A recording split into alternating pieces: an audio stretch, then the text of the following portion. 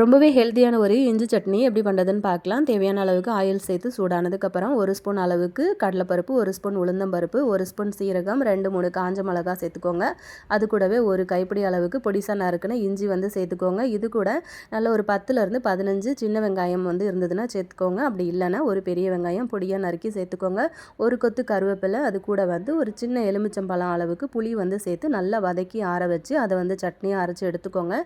இது தாளிக்கிறதுக்கு கடுகு உளுந்தம் பருப்பு கருவேப்பிலை வந்து சேர்த்து தாளிச்சுக்கோங்க. சட்னியில் சேர்த்து நல்லா கலந்து விட்டுடலாம். இந்த சட்னி வந்து பார்த்திங்கன்னா ஒரு 10 நாள் ஆனாலும் நீங்கள் வந்து வச்சு சாப்பிட்ற அளவுக்கு கெட்டு போகாமல் நல்லாயிருக்கும்.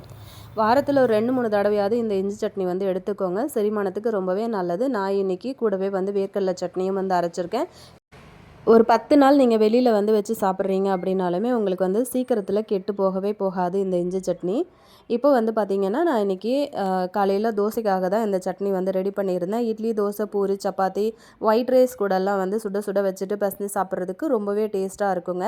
இந்த தோசை மாவு பேட்டரியில் வந்து என்ன சேர்த்திங்க அப்படின்னு கண்டிப்பாக கேட்பீங்கன்னு எனக்கு தெரியும். ஸோ அதனால் நேற்று வந்து ஒரு ஷார்ட்ஸ் வீடியோ வந்து ஷேர் பண்ணியிருந்தேன்.